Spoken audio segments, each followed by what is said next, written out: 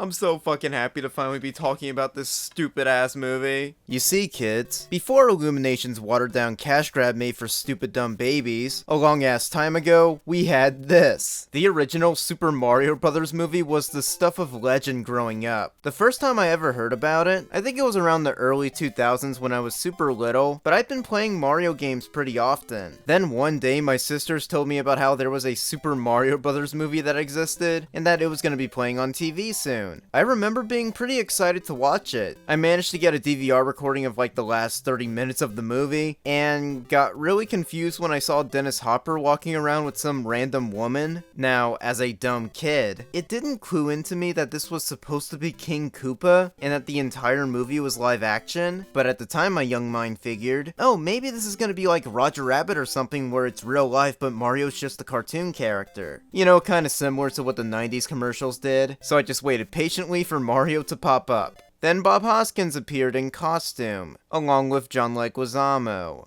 I was so fucking confused. I think I still stuck around to watch the rest of the movie, but after that first time it kind of left my mind and I didn't think about it for a few years. Until I started using the internet and ended up finding clips of it on YouTube like, holy shit, this was real! I remember this! That's what this movie feels like. It just, you see it once and it leaves your mind, but then one day it comes back to you at random. And I know I'm not the only one who feels this way about this movie because it has a huge following, like a massive cult following. And it's not like I don't see the appeal of this movie because I kinda do. I like it.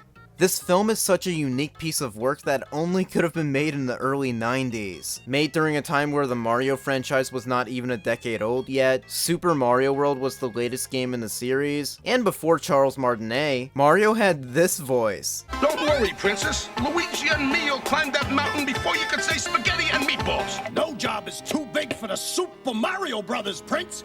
We'll protect ya. All right, Luigi. Give me some of that prehistoric rod! I've honestly lost count how many times I've gone back to rewatch this movie over the years. Every time I see it, I keep noticing new shit. It's so fascinating. But the thing is, even though this movie is unique and it does have a huge cult following, this is a terrible movie. It's bad, it's uneven, and it takes a lot of weird creative liberties with the source material, but most of all, it's a huge fucking mess. But I love it so much. Of course, when it comes to a lot of bad movies like this one of the first questions you ask about it is, how the hell did this happen? What led to this movie becoming so experimental and weird? Well, I guess we should start from the beginning. Back in the late 80s and early 90s, a Mario movie was actually getting pitched to Nintendo for years. They were rejecting a lot of major studios' proposals for a Mario movie, until finally settling on the independent Leitmotiv company. After meeting with producer Richard Jaffe in 1991, Jaffe claims he convinced Nintendo to sign with an independent studio so that more creative control would have been assured. However, as it was revealed later, Nintendo practically had zero involvement with the actual filmmaking process. Apart from issuing a deadline for the filmmakers, every other aspect about the movie was all under Richard Jaffe, along with co-producer Jake Eberts, and whoever the hell else they decide to bring on board to make the movie. Richard Jaffe's pitch for the film would be something like a prequel to the Mario games, an origin story essentially, and he didn't want the movie to just be for kids. He wanted the film to be a little more adult for the whole family, and since this was also the first real time a video game got adapted into a movie, some of the film's posters would make reference to this, most prominently the "This Ain't No Game" tagline, which was kinda brilliant. One director Jaffe initially approached was Harold Ramis, of Ghostbusters and Stripes fame. Ramis was actually a big fan of the video games, but would ultimately pass on the offer, which he would later admit he made the right decision on. He would also go on to direct Groundhog Day starring his Ghostbusters co-star Bill Murray, which was, you know, a far better movie. I'm just trying to give you your money's worth. You paid top dollar for me.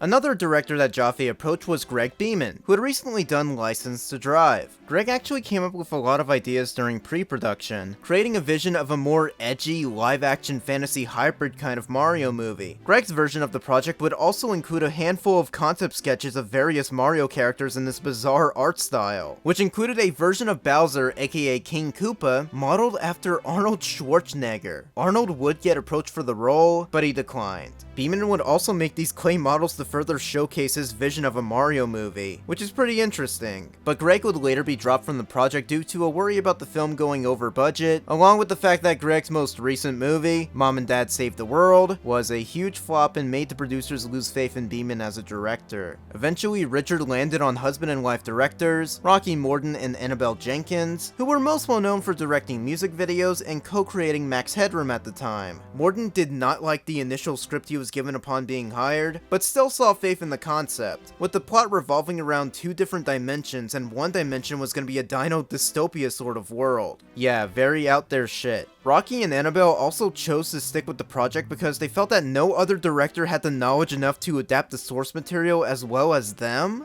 Okay. Meanwhile, the screenwriting process was arguably a lot more complicated. The screenplay for the movie would get rewritten and changed several times, with the quote-unquote final script being credited to Parker Bennett, Terry Runte, and weirdly enough, Ed Solomon, who was one of the co-creators and co-writers of Bill and Ted. With the directors found and a screenplay sort of ready, casting for the movie began. Countless actors were considered for Mario, which even included Danny DeVito, who was approached about both starring and directing. Tom Hanks was also apparently in the talks to play Mario, though I've read some conflicting reports that he was either going to be Mario or Luigi. Honestly, he wouldn't have been a terrible Luigi. Even Dustin Hoffman was interested in playing Mario as a favor for his kid. Eventually, Bob Hoskins, who had recently done Who Framed Roger Rabbit and Hook, would be cast as Mario, with him not realizing Mario was a video game character until he told his son about it later. I used to do Shakespeare and wear tights, but now I'm playing this little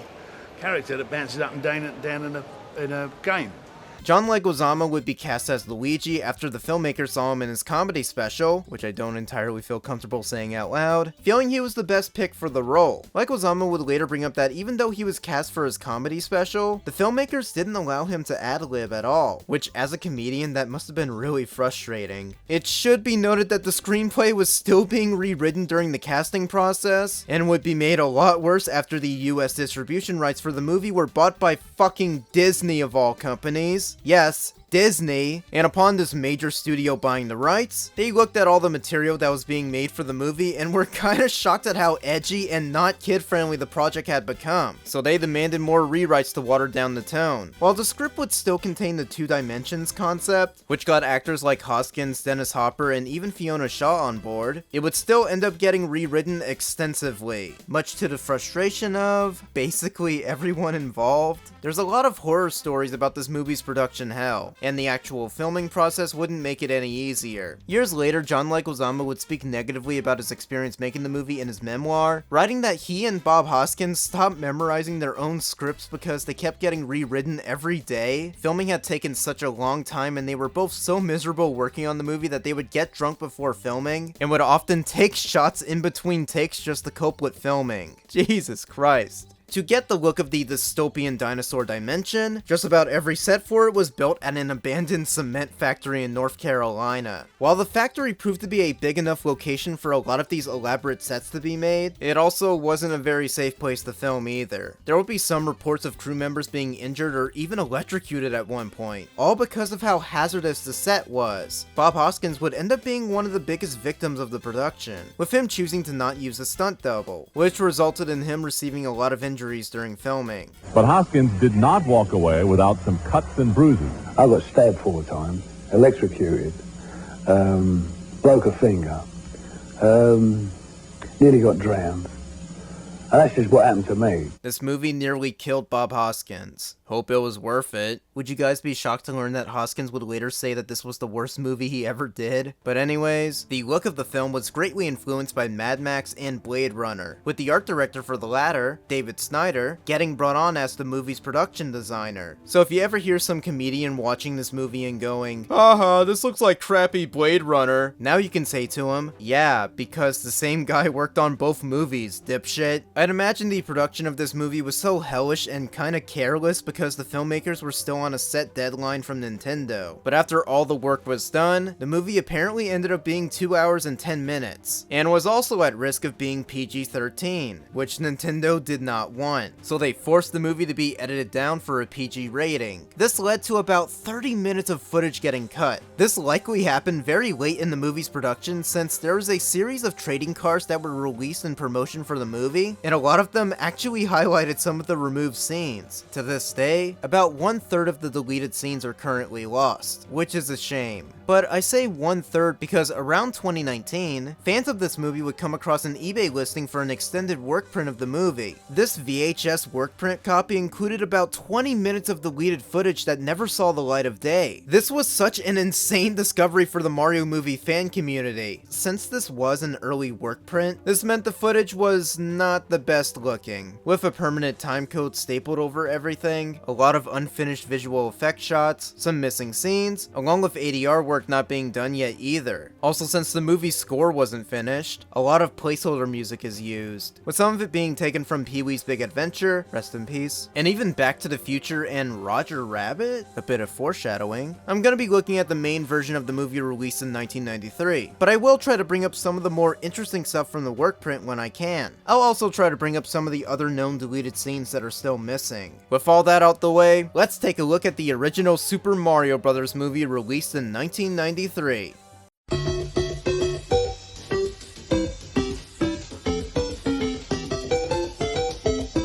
Yep, the opening logo features the classic Super Mario Bros. Theme. The film's score was composed by Alan Silvestri, who's most famous for composing the Back to the Future movies, but he would also compose movies like Roger Rabbit and Forrest Gump. Plus, a lot of you may remember him more recently for composing The Avengers, and 2 of its sequels, Infinity War and Endgame. Silvestri's score for the original Mario movie isn't actually that bad. Maybe not as good as some of his other works, but he still gets the job done pretty damn well. Dude's a pro. Anyways, the movie opens up with an animated intro explaining how dinosaurs lived 65 billion years ago. A long time ago, the Earth was ruled by dinosaurs. They were big, so not a lot of people went around hassling them. Well, this looks bad. But supposedly there was an original version of the opening where the movie was going to feature more realistic footage of practical dinosaurs. But that original version of the opening apparently confused test audiences. Yeah, this movie actually was focus tested, but apparently not that well. So the original opening with the real dinos were scrapped, and we got this. I've literally seen animations in Mario Paint that look more impressive. Since we're on the topic of animation, here's a fun fact. There were apparently reports as far back as 1989 that DiC Enterprises, the same people behind the Super Show and the other Mario cartoons at the time, were contracted by Nintendo to make a full-length animated Mario movie for release in 1990. But aside from an old LA Times article talking about this, there's literally no proof of this movie's existence. There was one last mention of this in a TV Guide magazine randomly, and the release date got pushed back to 1991, which would have been around the time the live-action Mario movie was getting pitched to Nintendo. Getting back to that, according to co-director Rocky Morton, they were supposedly trying to make the animated intro represent the games as best as they could. It doesn't really look like the games, but I guess they tried. Oh yeah, that's Homer Simpson doing the opening narration, by the way. Actually, no people went around hassling them because there weren't any people yet. Just the first tiny mammals. If he's so smart, how come he's dead? Then something happened. A giant meteorite struck the Earth. Goodbye, dinosaurs. But what if the dinosaurs weren't all destroyed? What if the impact of that meteorite created a parallel dimension where the dinosaurs continue to thrive and evolve into intelligent, vicious, aggressive beings? And hey, what if they found a way back? We're just 1 minute into the movie. So in case you missed all of that, the movie basically explains that when the meteorite struck Earth 65 billion years ago, it didn't actually kill all the dinosaurs. Instead, they warped into another dimension where they proceeded to evolve into their own humans, hair and all. Meanwhile, the other dimension is the normal one where regular humans come from. If you're lost, so am I, don't worry. The film then cuts to the Earth dimension, with a lady running in the rain away from something. This this is the Queen of Dino Haddon, a place that's obviously from the Dino Dimension, and the Queen character doesn't even get a name. Her damn trading card didn't even give her a name either. Anyway, she leaves an egg behind at a church, where a few nuns come across it hatching with a baby inside. Yes, a normal-ass human baby, not a dinosaur. They also find that she has a rock with her, so remember that for later. Oh yeah, during that, the Queen escapes down into the sewers, where we get our first glimpse of the movie's main villain. Where's the rock?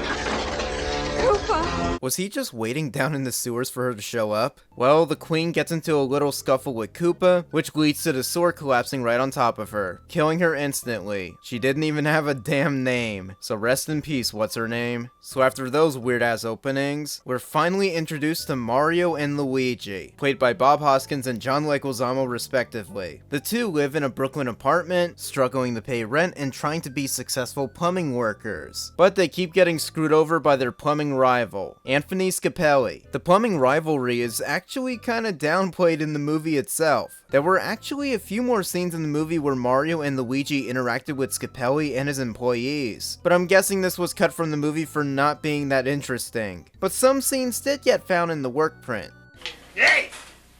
Nobody touches my tools. I understand, but I assume that you understand, Mr. Mario, that nobody messes with our boss. Our boss, Capelli. You know. Oh yeah, I know. Also, I don't care what Miyamoto might say, but because of this movie, to me, Wario and Waluigi's last names is always gonna be Scapelli. Come on Miyamoto, make that canon. That would be pretty epic. Anyways, while Mario and Luigi are losing their plumbing job, the movie decides to introduce the love interest, Daisy.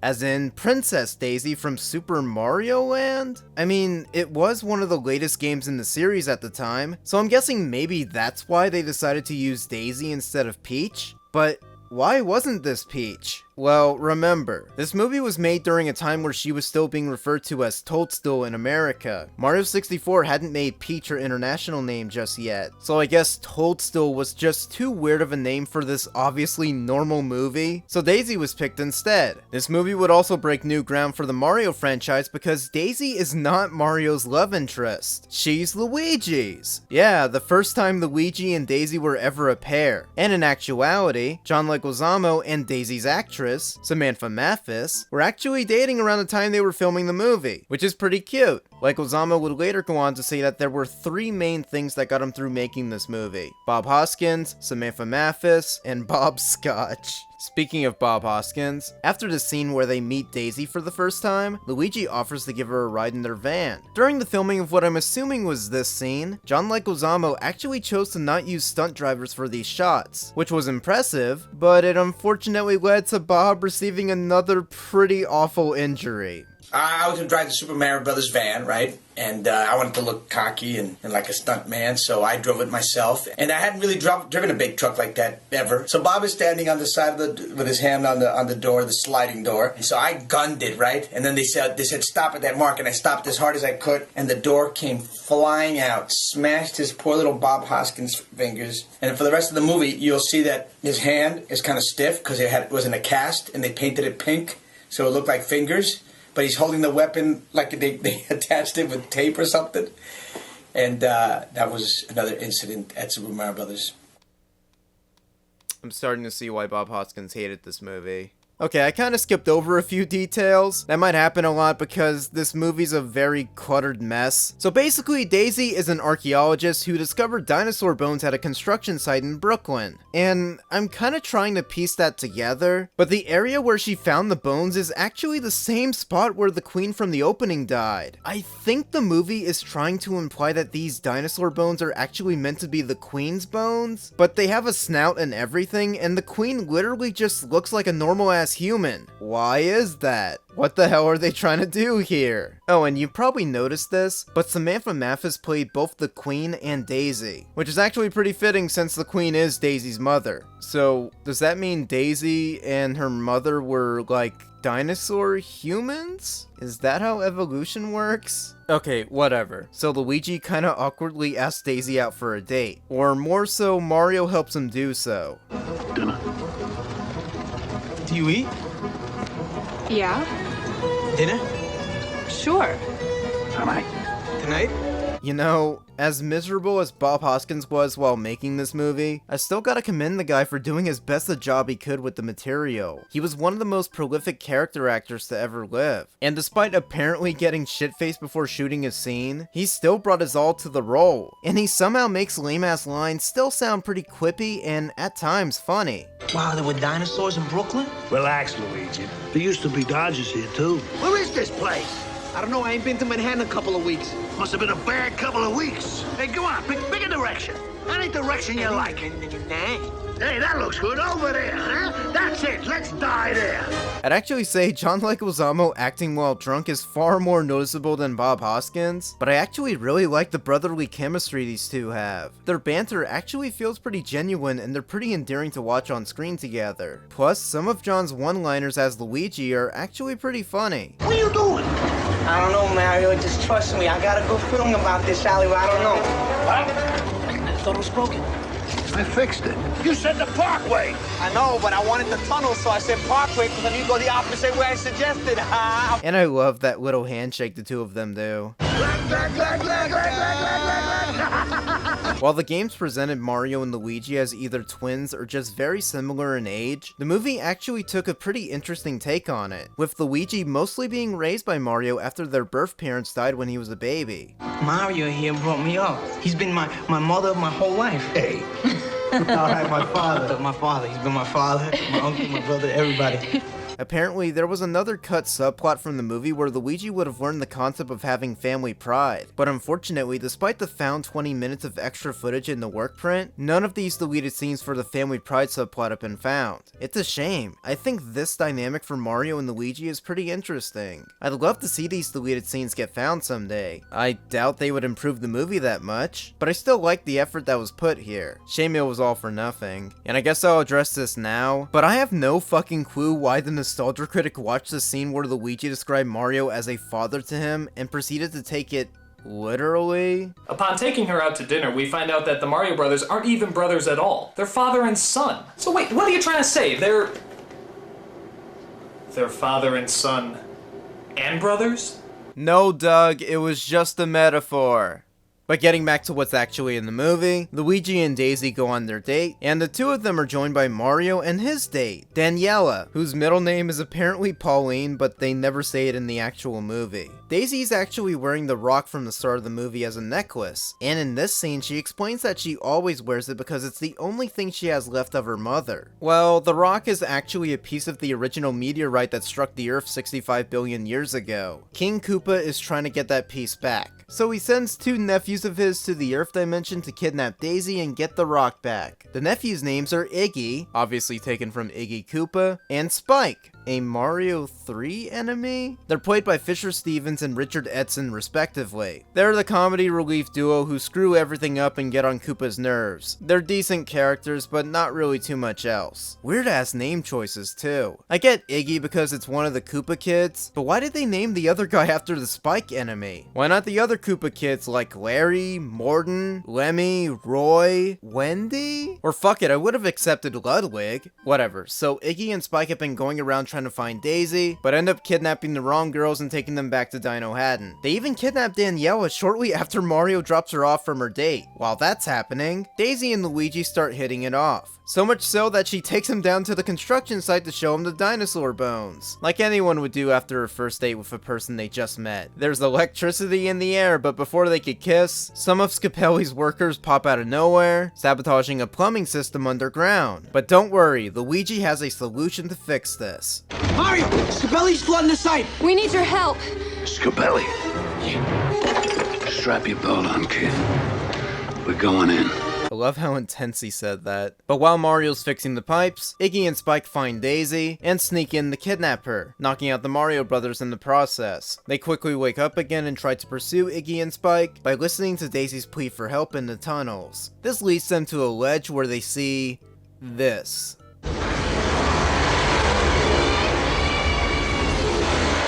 You know, some of the digital effects for this movie are weird as hell, but a few of them are actually still kinda cool. Luigi manages to grab the rock off Daisy's neck, and decides he'll jump in after her. I like how he kisses Mario on the head before jumping. That's such a weird but sweet detail. Of course, Mario decides to jump into the portal too, which leads to one of the trippiest visuals in the entire movie. But before I show you it, here's a bit of internet history. Remember the ancient meme where people would put Guile's theme from Street Fighter over literally anything, and it would still fit? Well, one of the first videos showcasing this was using this very scene from the OG Mario movie, and it's still one of the funniest things ever.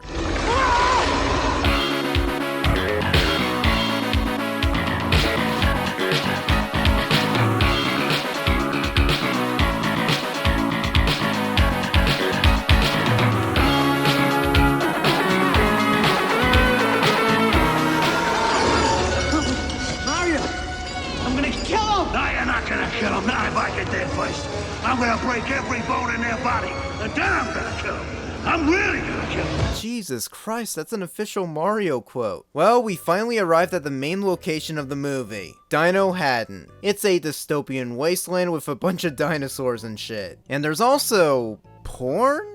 The reason Dino Haddon has become what it is because it was taken over by the one and only King Koopa, played by the one and only Dennis Hopper. Just like Bob Hoskins, Hopper was one of the greatest character actors ever, and he was especially great at playing villains. Check him out in Speed, he was pretty awesome in that. So it makes perfect sense why they cast him in the role. But to describe how I feel about Dennis Hopper's portrayal as Koopa, he's kinda like a prototype Dr. Evil, just minus the self-awareness. Are you from the city?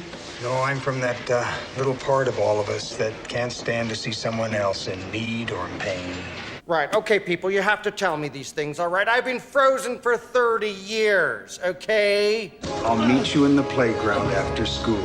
Throw me a frickin' bone here. And there's also just a lot of weird decisions they made with this version of King Koopa. For starters, they made him a germaphobe, but only the stuff relating to mammals? So he's constantly washing his hands or is trying to be careful about things he holds or touches. It's such a weird character trait, I don't know why they did that. I also didn't realize he kept doing this, but in a lot of scenes, he has both his hands arched up like they're T-Rex hands. It's so fucking weird and goofy, why is he doing that? And of course, design-wise, why did they make Koopa just a human? Like, this is meant to be Bowser. He's a fucking dragon with a spiky turtle shell that can breathe fire. So what the hell were they thinking when they decided to just make him a dude? I mean, I guess he does use a flamethrower later on in the movie, which I guess is close enough. It was most likely a budget thing where they couldn't make him a full-on reptile or dragon-like monster, but I don't know, it was just a series of weird decisions all around. Kinda like how his costume and hair are modeled after Max Headroom, which, going off the directors, I'm guessing that was intentional. But I can't bitch about him all the time though. Dennis Hopper is still vastly entertaining when he's on screen. Yes, his outfit and everything else about his character is super ridiculous, but just like Bob Hoskins, the man is doing the absolute best he could with the material. Also like Hoskins, Hopper would refer to the production of this movie as a nightmare, though I can't find out if he ever thought this was the worst thing he ever did. I'm gonna assume it was either a toss-up between this movie or Texas Chainsaw Massacre 2 as the worst movies he said he did. Don't get me wrong though, I like Chainsaw 2, it was fun. Oh yeah, since Dino Haddon is supposed to be an opposite version of New York City, that means Koopa's Tower, his main headquarters, is modeled after, oh no, the twins. Hope nothing bad happens to them in this movie. Putting aside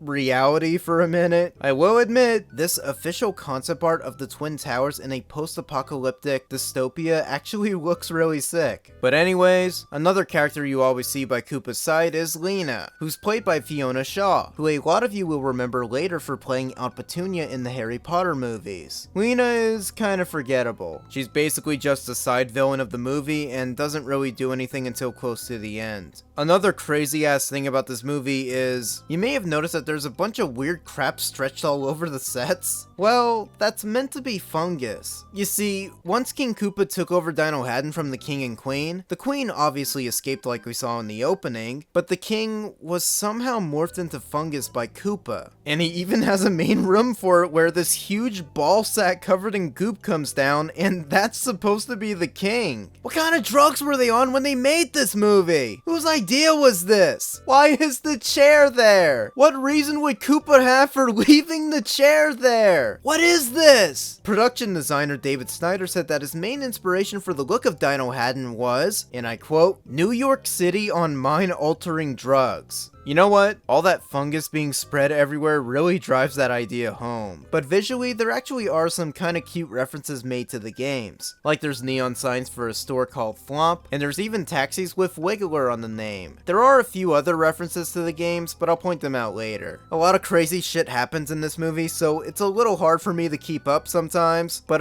oh yeah! Mario and Luigi end up losing the rock to a character named Big Bertha. Yeah, the fish enemy from Mario 3. In this movie, she's a large woman in a spiked dress. She also decides to wear the rock as a necklace, which leads to several shots of her cleavage. It's uncomfortable every time they pan to it. The Mario brothers sit down in defeat where they end up meeting a new character in the movie. Toad! Yeah, that's Toad. And he plays guitar. Ain't got no water anywhere. Food's bad. So's the air. So, why does Toad have a spiral pattern haircut? Why didn't they try to give him a spotted pattern? Or they could have at least had him wear a cute little white beanie with red dots on it. Why not? What were they thinking? You know the law, Toad. Hey, wait a minute. You can't arrest a guy that's just singing a song. For anti-Koopa songs, we can. Plumbers. No, he is. I'm just apprenticing. Get in the car. I like how Luigi tried slipping out of getting arrested. So while they're being taken away, we see Iggy and Spike take Daisy back to the same place they took Daniela, along with a few other Brooklyn girls who were also kidnapped. Yeah, basically Iggy and Spike were so incompetent at finding Daisy that they just kidnapped whichever pretty lady they found in Brooklyn. The Brooklyn girls, who I'm gonna keep referring to as such because literally none of them have names, besides Angelica who gets name dropped later, they don't really do much in the movie. But I am assuming that their roles got drastically cut down in the final edit. Them getting kidnapped was actually hinted at and referenced a few times earlier in the movie. Are you spending money on this stuff? Look at this. Yeah, but that's got the article about the missing Brooklyn girls. Oh, yeah? You know, a lot of girls have been going missing in Brooklyn lately. I'd be careful. But I get the impression that they might have had a larger role when they were shooting the film, because not only are they on the trading cards, but they were even interviewed for a vintage featurette about the making of the movie. There were these two guys, and they came in. Spike. Yeah, Iggy and Spike. And they came in and they just took us. King Koopa on his day off would do exactly what he does when he's working, and that's chase women. Why would they go to the effort of giving them interviews if their roles in the movie were so unimportant? Plus, they also have a few extended scenes in the work print, but I'm also pretty sure that version of the movie is still missing a lot of their story. Hey, do you want a cigarette? I can't believe you're kissing up to this guy. Oh, Angelica, he's no worse than my boss. Again, it's just another weirdly cut down subplot for the movie. There's this guy, his name is Koopa, and he's looking for this princess. I guess none of us here fit the bill. You boys ain't from around here, are you? Brooklyn! Did they really just tell this dinosaur man where they come from like he'd know what Brooklyn even is? Oh yeah, this is where we get to the infamous name scene. Name? Mario. Last name? Mario. Okay, what's your name? Luigi. Luigi? No, Luigi Mario. Okay, look, how many Marios are there between the two of you? There's three. There's Mario and Luigi Mario. Okay, as clearly shit-faced as John Leguizamo is in this scene, I still kind of like this piece of Mario lore. Like, at the time, we didn't really know what Mario or Luigi's last names were. So this movie was the first time any form of Mario media addressed this. They are called the Mario Brothers, which kind of implies that Mario is their last name. So, yeah, I like it. Plus, Miyamoto years later would canonize Mario being the brothers' last names. So there's that. Okay, I've been rambling long enough about all the crap in this movie, so I guess it's time to address the elephant in the room, or one of the many elephants in the room. Toad ends up being put through Koopa's Devo chamber, which will devolve anyone back into their prehistoric ancestors, or at least a version of them. And since Toad is from the Dino Haddon dimension, this means he gets morphed into this movie's equivalent of the classic Mario Brothers enemy, the Goombas. Yeah, these are the Goombas. Goomba! Yeah. Loyal, lethal, stupid. What were they thinking? Obviously, they look nothing at all like the classic Mario enemies, but on their own, god damn are they fascinating to look at. Like, they're so fucking bizarre. You just can't keep your eyes off them. It's kind of like when Dennis Hopper's on screen. But of course, when you're watching him, he's like this entertaining character actor, but you're also going, why is Koopa just a dude? But when you see the Goombas on screen, you're just like, why the hell do the Goombas look like this? I like some of the design details, like how the round-shaped monster ones are supposed to be the Goombas, and while the ones with the more dinosaur-like heads are likely meant to represent the Koopa enemies. Oh yeah, some of the Goombas can have different design patterns on their heads, which is a cute detail. So despite the confusing choice of putting a spiral pattern on Toad's head, it actually makes his Goomba easier to identify, along with him still wearing his harmonica. The costumes and animatronic work aren't awful, but god damn do they look bulky as hell to perform in. I respect the hell out of every stunt person who likely had to spend countless hours of their lives wearing these huge ass costumes. Especially the guys playing the Goombas who get knocked over, not to mention the Toad Goomba getting set on fire at one point. Jesus Christ. Oh, and the creature voices were done by the one and only Frank Welker, who doesn't need any introduction. The dude's a voice acting legend. Anyways, Mario and Luigi managed to escape Koopa before he could place them into the Devo chamber. Also, during this scene, you're probably wondering why there's a bunch of goop on the floor for some reason. Well, it was from another quick deleted scene that could be found in the work print, albeit unfinished. Basically, one of Koopa's minions sneezes, and Koopa makes him de-evolve, reducing him to Dookie on the floor. For some reason. I guess this scene was to help show Mario and Luigi how to use the Devo chamber, but when they put Koopa into it, it doesn't really do anything. I guess even the editor was thinking, what the fuck was the point of that scene? Well, Mario and Luigi break out of prison, but while they're doing so, it turns out the king, being all the fungus around them, is actually still trying to help them out by giving them items like bombs, along with using the fungus everywhere to get them out of quick spots. It's a very out there concept. I guess the directors were just playing the video games and were like, okay, so the mushroom gives them special powers? Well, let's maybe have the king turn into fungus that's helping them throughout the movie. Good enough? Alright, next page. There's even a scene later on where the fungus gives them a mushroom, but they don't even do anything with it. At least fucking have them bite a piece off of it or some shit. Otherwise, there's no reason for them to look at the mushroom here. Anyways, Mario and Luigi escape Koopa's tower in a thrilling car chase scene. Number one, we steal this car. Number two, I'm driving. I can't believe you can do that. Comes from sitting on my butt all day playing video games, that's why. God damn, look at all that money being wasted. And in case you're wondering, there's a few extra shots in the work print too, and it isn't bad stunt work at all, but it's just so wild and over the top. The budget for this movie was about $42 to $48 million. Dennis Hopper would go on to describe the movie as being overproduced, and yeah, they very clearly went over budget due to a lot of scenes, with the police car chase being one of those very scenes. However, my favorite part of the police chase is that it finally gets to showcase Alan Silvestri's original theme song he made for the movie. It's not the classic World 1-1 theme, you know, like the opening logos did. It's an original piece of music and it sounds fantastic and quite whimsical. I can't help but love it.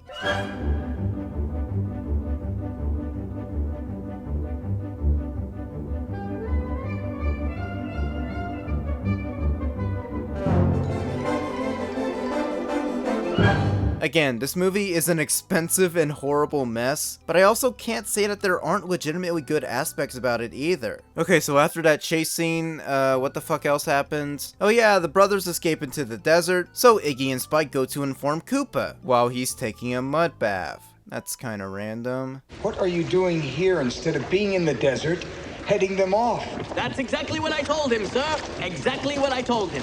Between you and me, Spike hasn't got a thought in his brain, sir. Wait outside. We'll wait outside. I wonder if Dennis and Fiona enjoy sitting in the mud during this scene. Do you know what I love about mud? It's clean and it's dirty at the same time. So because Iggy and Spike have failed Koopa too much, he decides to put them through the Devo Chamber. But he actually decides to evolve them more instead of de-evolving them. And actually has the chamber grow their brains to make them smarter? Transmogrification. More like a, transfiguration. A simple metamorphosis. Huh?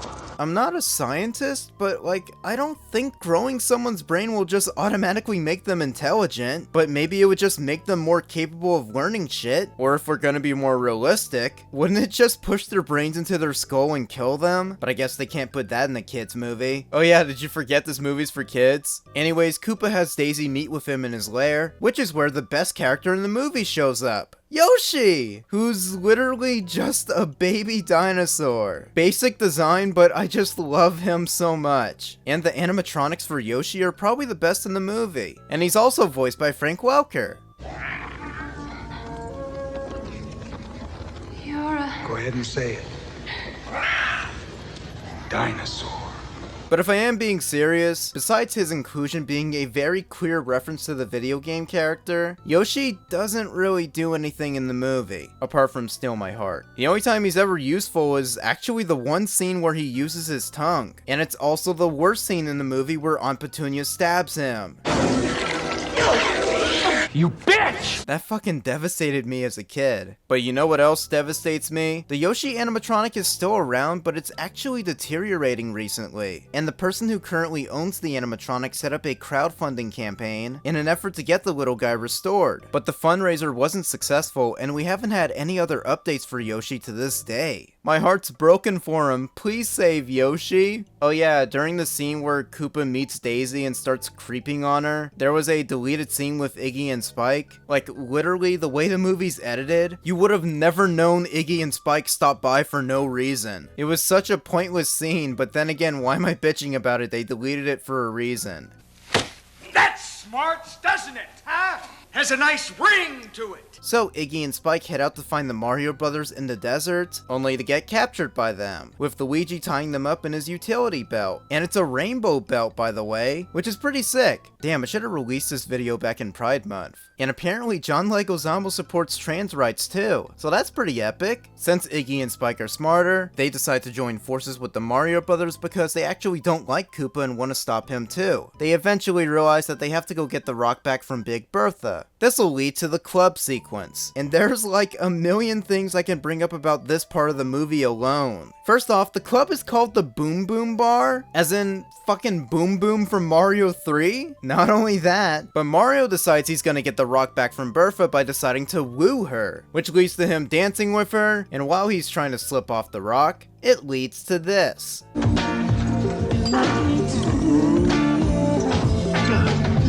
You know, a kid's movie. I wonder what the lady who played Big Bertha must think of this movie. By the way, this cringy scene to get the rock back was not even worth it because Mario and Luigi get ambushed by the Koopas, who are also joined by Lena, and Mario ends up dropping the rock underneath Lena, who ends up taking it back. So this whole club scene was kind of fucking pointless. Why did they even bother? You know what would have made the scene worth a damn? If Iggy and Spike decided to just do a random anti-Koopa rap number, which would have been goofy as hell. Wait, that actually almost happened? You ever get the feeling you're an automatic pilot? You're going through the motions like waves in the ocean? That life is a series of brainless notions, and you want to feel something more than empty emotion. Yeah, this was another deleted scene. And I remember hearing legends about it for a while, with the most proof we really had of its existence coming from a trading card. However, thanks to the work print, we finally have the entire scene now. It's just as delightfully stupid as I envisioned it, and I stand by my defense that it should have stayed in the damn movie. God bless this work print. Iggy and Spike will set the pace. Koopa!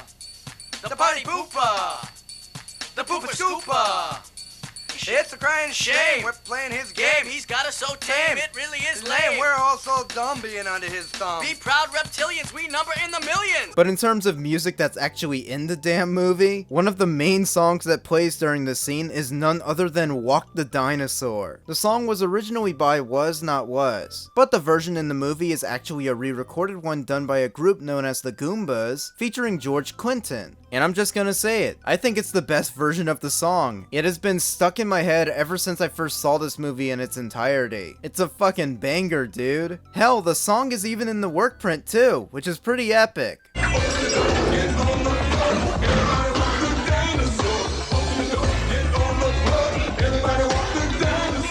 I also wasn't really sure where to fit this fun fact into the review, so I'll just let John Leguizamo take it from here. That whole disco scene, they hired a whole bunch of strippers from Wilmington to be in the scene, and they were too scantily clad because this was it was a children's video game, and it was not an easy shoot because the ladies wanted to reveal everything and they couldn't. And I mean, we didn't mind, but it wasn't the appropriate PG rating that we were looking for.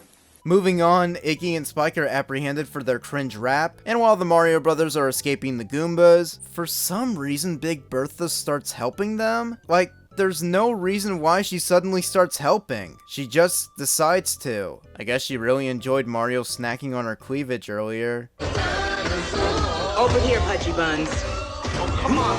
There's no time for that now. Come on. Well, the bros end up escaping in a garbage truck that's heading back to Koopa's tower. So they traveled far away from one place only to travel right back to it. This truly is the Mad Max Fury Road of 1993. Just not as well made, shot, written, directed, or... you know what I mean. Don't worry, King Koopa fills in the time by doing this. Python Pizza here, may I help you? King Koopa here. Oh, yes, sir. I'd like the Koopa special. Pterodactyl tail on that? Yes. Dino, lizard, hold the mammal, no worms, and spicy. Was it really that integral to the plot that Koopa ordered a pizza? Okay, Mario and Luigi end up back at Koopa's tower and decide to block off the valves, which ends up triggering an alarm. They then decide to head to an elevator, but not before finding some very familiar outfits. This leads to what is easily the best shot in the entire movie.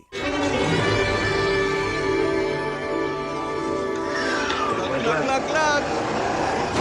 Holy fucking shit, we're like an hour and 5 minutes in and they're finally wearing the game outfits. Honestly, I love this movie's take on them. I like how they did the red and green overalls look, kind of like what happened in Mario All-Stars, which would actually release the same year as the movie. I love when Mario fans are doing cosplay, and I always find it really neat when some of them decide to dress as the movie versions of Mario and Luigi. Those are true Mario fans right there. It's also interesting how Mario's hat looks a lot closer to what he has in the games, but Luigi's is just a green baseball cap turned backwards. It still looks sick though. There's definitely a charm to these Mario and Luigi outfits. Anyways, after the awful scene where Yoshi gets stabbed, Daisy attempts to escape Koopa's tower, but ends up having to save Goomba Toad in the process. Iggy and Spike also manage to escape, and both of them take Daisy away to see her father, because they've apparently been followers of his for a long time. It's just really fucking stupid. What's also stupid is that they say this line. The Fungus. Koopa's first victim of de-evolution. So, wait, this implies that Koopa must have put the king through the Devo chamber, and that somehow morphed him into this fungusy ball sack? What? What? That doesn't make any sense. You think that's weird? Wait till Mario and Luigi talk to this thing. I want you to meet my father. He used to be the leader here until Koopa turned him into all this fungus. Well, it's an honor to meet you, sir, and a pleasure. And I just thank you for all your help. Come on, Luigi. We're talking to the mildew in the shower next. I want to remind everyone watching that this scene is real. This was shot with actors. Screenwriters wrote this on a piece of paper, and it was put into a multi-million-dollar movie. It's unbelievable. I commend Samantha, Bob, and John for still trying to pull this scene off, but it's no wonder the two were drinking before filming every day. Thankfully, Mario gets sidetracked from that weird shit and heads out to rescue Daniela, along with the rest of the Brooklyn girls, while Daisy and Luigi immediately get kidnapped by King Koopa. You know, there's one thing I can't really help but think of every time I see this finale, and it's, where the fuck is Yoshi? The last time we saw him was when Daisy helped pull that thing out of his neck, then he just disappears for the rest of the movie. Mario and Luigi never share a scene with him. Is there another deleted scene out there that's just been lost to time? Like, I'm not expecting them to ride on top of him or something like that, but why was baby Dino Yoshi so pointless in the overall movie? He's so fucking cute! Well, after Koopa learns that Lena took the rock for herself, he quickly has her arrested and finally gets the rock back. He then gathers his Goomba army and takes the arrested Daisy and Luigi with him into Dino Haddon. Prepare for destiny! Where's my pizza? Really? Who cares? Let's get back to Mario saving the Brooklyn girls and Daniela. Well, upon saving them, he unscrews something to get inside the ventilation system and has all of them slide down a huge pipe system using a mattress. Was this supposed to be a fun twist on how Mario uses warp pipes in the games? Because this is actually a pretty fun chase scene, but I can only imagine how claustrophobic and risky it was to film. But this scene is also accompanied by the song Speed of Light, composed by Joe Satriani. It's a very rocking track and it really helps the scene become a whole lot more entertaining.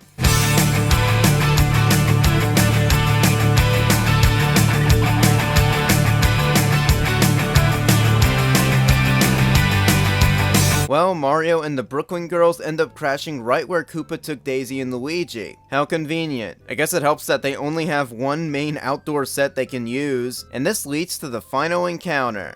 Sir, your pizza's here. Not now. Looks like I win. Yup, he called to order a pizza, he called later to check on the pizza, and then he ultimately just doesn't get the pizza. Hope you enjoyed the joke. They could have at least had Iggy and or Spike eating Koopa's pizza as sort of a punchline, but they didn't do that. Cause then, you know, this running gag would have had some kind of payoff. Anyways, earlier in the movie, we see Mario and Luigi use these rocket shoes. They're actually powered by these little things that resemble bonsai bills. Well, Mario and Luigi end up using one of them to launch Koopa away, but not before he does probably the best laugh in all of cinema. We'll be devolved into monkeys. Ha! Ha! Ha! How many takes did that take? So Mario heads out to defeat King Koopa, but not before Luigi tosses him his pride belt. Take my tools and get out of those handcuffs. You hold Mario! What? Take my belt.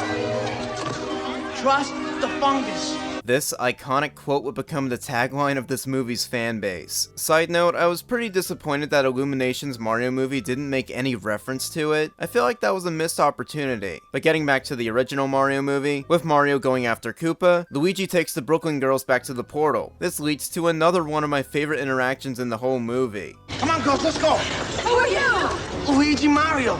What, you got a problem with that? I don't got a problem.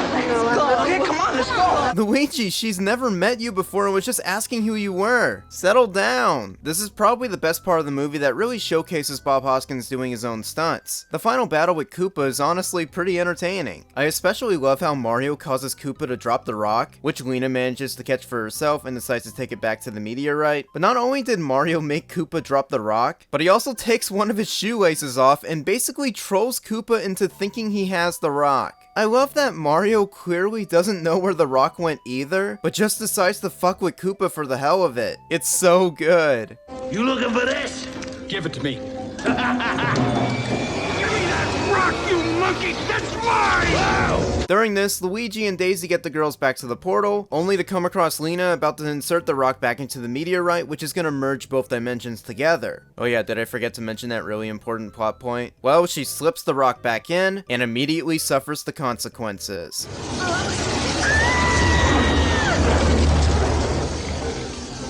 Yeah, that's what you get for stabbing Yoshi earlier. That's what Koopa meant. Only I can withstand the Force. Come on. You know, the fact that we have that new extended work print is both a blessing and a curse, because in that version, Luigi turns to her and gives the most genuine reaction to what she just said. It is actually so fucking funny, and I wish it was kept in the movie. That's what Coop meant. Only I can withstand the Force. What? So while Luigi and Daisy are working to pull the rock out the meteorite, Mario is still battling King Koopa, with them ending up on top of a bridge, which I guess is a clever callback to the castle boss fights in the games? Earlier in the movie, the Fungus tried giving Mario and Luigi stuff to stop Koopa. Luigi managed to grab one of the things and put it in his utility belt, and since he tossed his belt to Mario, Mario decides to use the item. What is it? He's got a baba!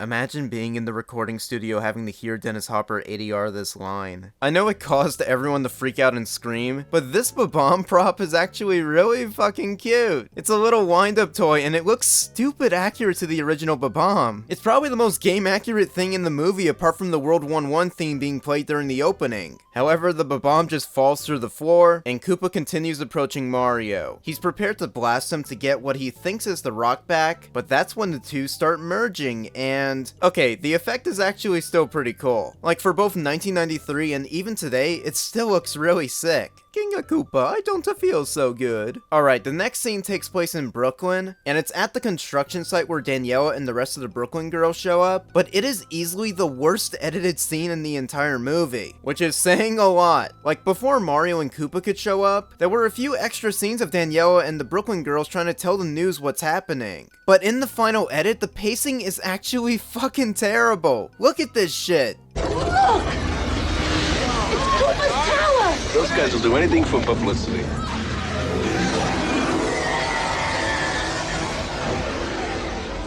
Alright, ignoring the fact that the towers were just nonchalantly destroyed, why was this cut down so drastically? It's almost unwatchable and it makes no sense. If you watched this scene alone from the movie, would you be able to tell what's going on? It's such a mess. But yes, this scene was supposed to be longer and had much better establishing shots showing the Koopas and Bowser appearing too, but all of it got cut out the released movie.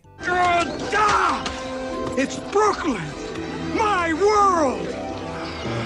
Give me that Devo gun! Oh yeah, the fucking Devo guns! These things are basically guns that can de-evolve people like the Devo Chamber, and they're not introduced until the third act, and they only appear in like 2 scenes. Not only that, but the props for the Devo guns are very clearly SNES Super Scope controllers modified and repainted. Like, wow, great product placement. I want that toy. Oh shit, it was an actual toy? Well, Koopa attempts to use the Devo gun on Mario, but he jumps out the way and ends up zapping Mario's plumbing rival instead, Anthony Scapelli. By the way, it's implied earlier that the reason the portal to the Dino Dimension was reopened was because Scapelli's workers fucked up. I don't get it.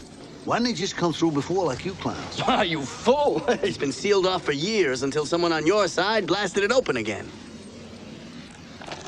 Scapelli.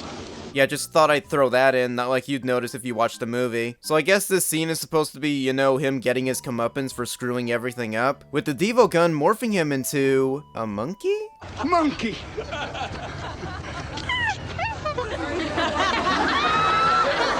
Stop laughing at the funny monkey! Koopa's gonna destroy you all and turn you all into monkeys! Why are you laughing? Well, Daisy and Luigi get the rock out the meteorite, which for some reason warps Mario and the Koopas back to Dino Haddon, and in the same spot too. How convenient. Luigi then heads over to help Mario, where he runs into Big Bertha, who tosses Luigi some rocket shoes. Aren't we glad she turned good out of nowhere? Whatever, Luigi makes it to Mario and they use the Devo guns on Koopa, leading to even more freaky digital effects to occur as Koopa gets de-evolved. Oh, and remember the cute little Bob-omb? Well, it actually kept walking when it fell through the floor, and it ends up looping back around by crawling on the wall and the damn ceiling? What the hell? How's the Bob-omb doing that? Well, that's probably because it's wearing Reebok.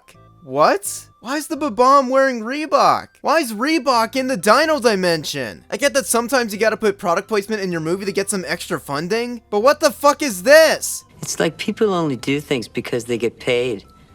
And that's just really sad. Whatever, the bomb blows up and launches Koopa away. And after a cheesy jump scare, we barely get to see what Koopa actually looks like when he was a dinosaur. Yeah, we never get a good glimpse of the dinosaur puppet they made for these short parts. If anything, the work print actually shows off just how many practical effects were actually used for this scene, and I think it's pretty interesting. Definitely the closest we'll see Koopa as an actual dinosaur in this movie, but it's still a shame that the puppetry was mostly cut and covered up by all the digital effects. But yeah, Mario and Luigi just zap him again and Koopa melts into Nickelodeon slime. And that's it! With King Koopa dead, Dino Haddon is saved, with Mario and Luigi being crowned the heroes of this dimension. There is one small detail that always bugged me about this scene, and it's how Mario and Luigi's hats flew off while they were shooting Koopa. They never put the hats back on, and it always bugged me. I don't know, younger me always felt that it made the outfits look incomplete. I remember having similar issues with Spider-Man 1 and 3 when Peter's mask would get all ripped up. Child me didn't want to see goofy Tobey Maguire. I wanted to see Spider-Man. Older me's the exact opposite though. One detail I really like about the ending is how the people of Dino Haddon had paint rollers ready to paint over Koopa in the event of his death. Like, did they just have those sitting around by the billboards or some shit? There's just something really fucking funny about that. Not only that, but Daisy's father gets changed back to normal too. Why? I don't know. He just does. Does that imply that it wasn't the Devo Chamber that turned him into Fungus, but maybe some magic spell by Koopa turned him into Fungus? Why wasn't that explained? Why didn't they clear this up? Who cares? By the way, that's Lance Hendrickson playing the king. You may remember him as Bishop from the Aliens movies. He only showed up for one day of filming, and in case you're wondering, those were apparently Rice Krispies that he pretended to sneeze out. I'm back. Love those plumbers. That was his only scene. We don't see him reunite with Daisy or personally thank the Mario Brothers. He just sits in the chair and says like 2 lines. Must have been a nice paycheck for Lance though. Though in the 2014 This Ain't No Game documentary, he would go on to share a pretty cute story about his brief time working on the movie. And the best part about that whole thing was I'm looking down and I see this woman in a summer dress with the most beautiful legs I'd ever seen. I mean, she was beautiful.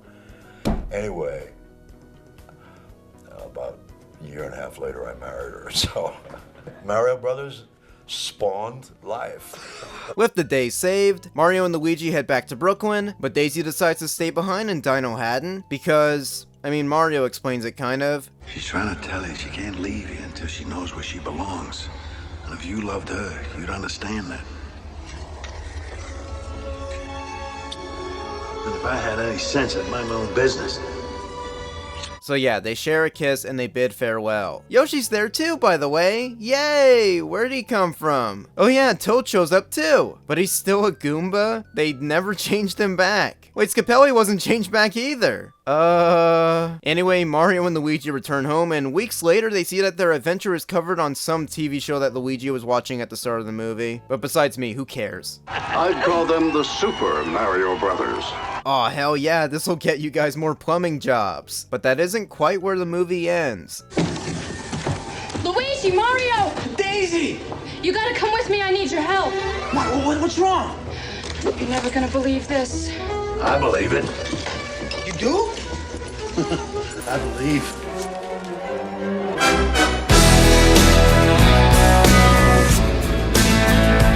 This movie did not get a sequel. But there is one last thing. That's right, this film pulls a Marvel, so if you stay after the credits, there's more. Well, I must say, we have a very exciting proposal. A video game based on your many adventures. What would you call it? Iggy's World. The Indomitable Spike. The Super Koopa Cousins. Imagine going see this movie in 1993 and deciding, hey, you know what? I'm gonna stay after the credits.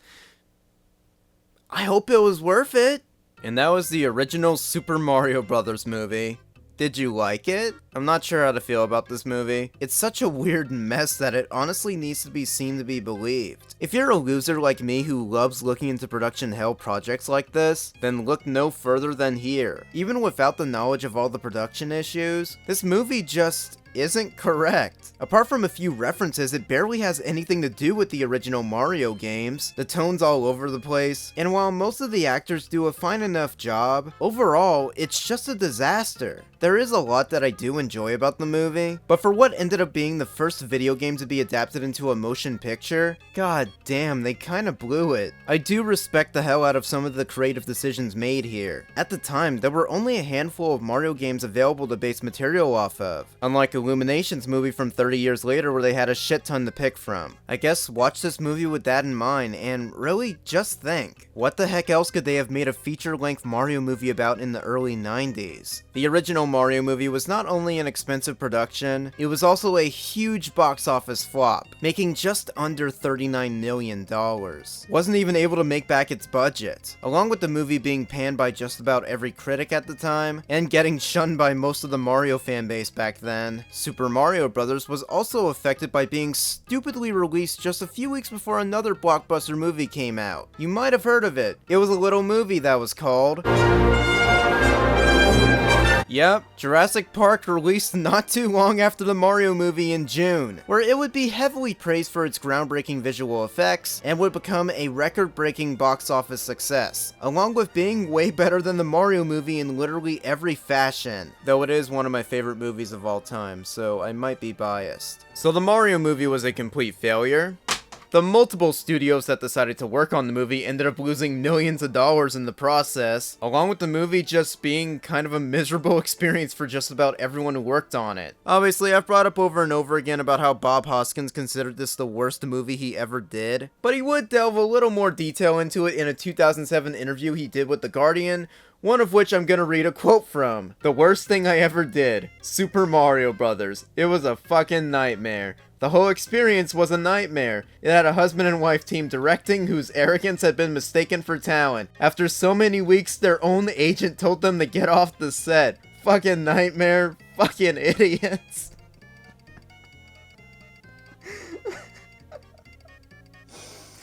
Oh, rest in peace, good sir. Of course, Dennis Hopper would also share the same sentiment, also referring to working on the movie as a complete nightmare. He would make an appearance on Conan in 2008, which ended up being one of his last interviews before passing away in 2010. And this would actually be where he finally opened up about why he did the Mario movie all those years ago. I made a picture called Super Mario Brothers. My 6-year-old son at the time, he's now 18, at the time he said, Dad, I think you're probably a pretty good actor, but why did you play that terrible guy, King Koopa, in the Super Mario Brothers? And I said, well, Henry, I did that so you could have shoes. And he said, Dad, I don't need shoes that bad.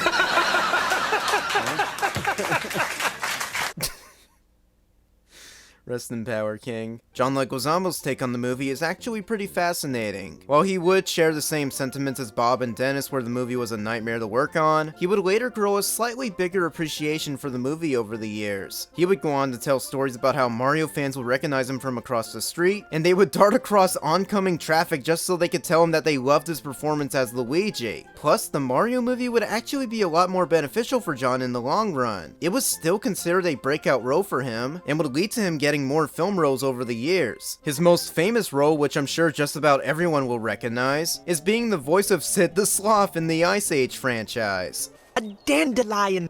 Must be the last one of the season.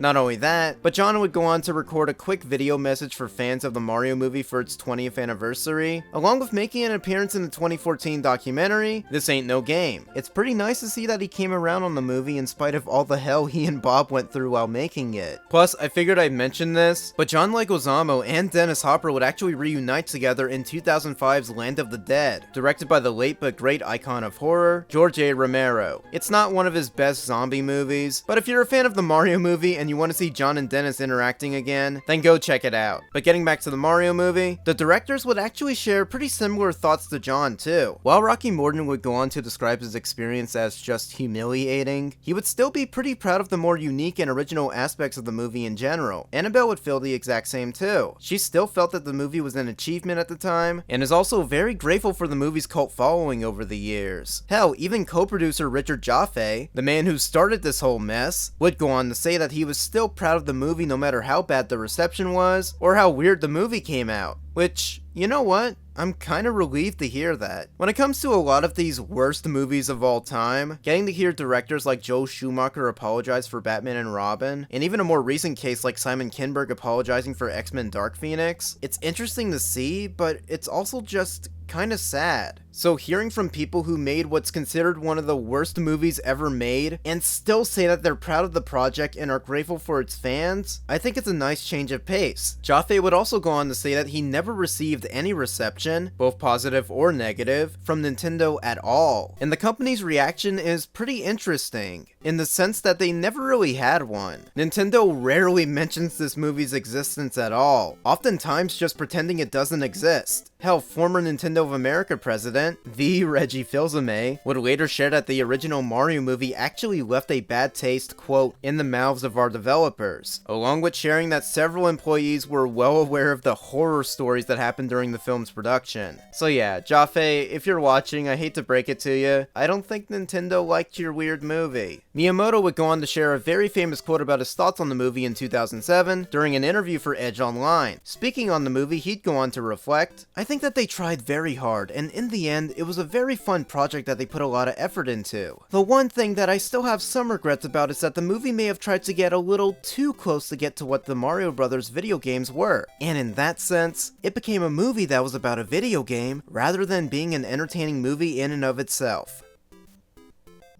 So yeah, I don't think Miyamoto actually watched the fucking movie. This is such a nothing safe-ass answer to give. Unless maybe he did watch it and the movie just went completely over my head. So who knows, maybe Jaffe, Rocky, and Annabelle nailed it. What the fuck ever. I also like how the interview appeared to have emphasized really hard about how Disney were the ones who released the movie, and Miyamoto just goes along with it. I'm assuming Disney also hated the movie and just want to pretend it doesn't exist either. Though I'm gonna assume that they still maintain the distribution rights.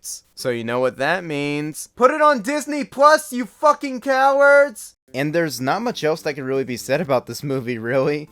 It's a weird time capsule from the early 90s. I'm kinda sad that there wasn't a sequel to this movie, but I guess for Bob Hoskins' sake, that's probably for the best. Though one of my friends in the UK did send me a picture of this weird article in a magazine where it claimed that a Mario Bros. 2 was put in production with Bob Hoskins returning, and I think it even mentioned Michael Caine and Robin Williams joining the mix. My friend and I aren't sure where this came from or what article was even talking about this, but I'm just gonna assume it was probably just a joke. Though I guess if you are a fan of this movie and its fucking weirdness and you still wanted a sequel in some form, in 2013 there was an unofficial sequel comic that continued the story, and it was even co-written by one of the movie's credited screenwriters, Parker Bennett. But unfortunately, the comic was practically abandoned in 2015 and we haven't got any updates since. I didn't read too much of it, but honestly I still feel kinda bad that it wasn't finished. This movie has such an active and huge fan base, and it feels kinda sad that the only form of the sequel we got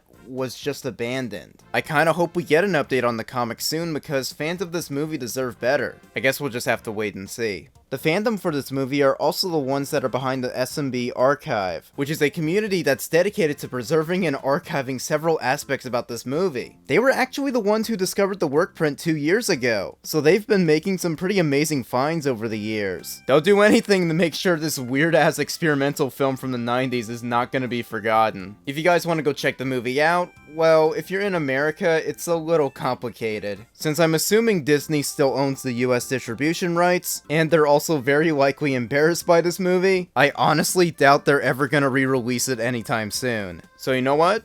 Fuck it, let's campaign to get it on Disney Plus. Like, let's be real, this movie has a way better chance of appearing there than the damn Star Wars holiday special. Don't act like I'm wrong, Disney. And while I'm at it, fuck you, Bob Iger. But in terms of physical media, there's the 2003 DVD that Disney released, which was actually reprinted in 2010 for some reason. This is the DVD I currently own, and being totally honest, it's complete garbage. Sadly, it's one of those lazy, bare-bones releases where it's just the movie on its own. No special features or anything. Just the movie, a scene selection, and an option for closed captioning. Also, the back says that the movie's in widescreen, but it's in the letterbox 4:3 format. Because of that, it's not anamorphic and the quality looks like garbage. What's weird is that the menus for the movie are in widescreen, but the movie itself just isn't? But if you don't care about the lackluster video quality or the lack of special features, then I guess go out and get this DVD since it's still the latest release of the movie in the US, and you'll very likely be able to find it in most $5 bins to this day. I also like how the DVD includes one of the only positive reviews the movie got, so the cover just says, "It's a blast." And this wasn't taken from some unknown obscure source either. It's from the Washington Post! That's insane.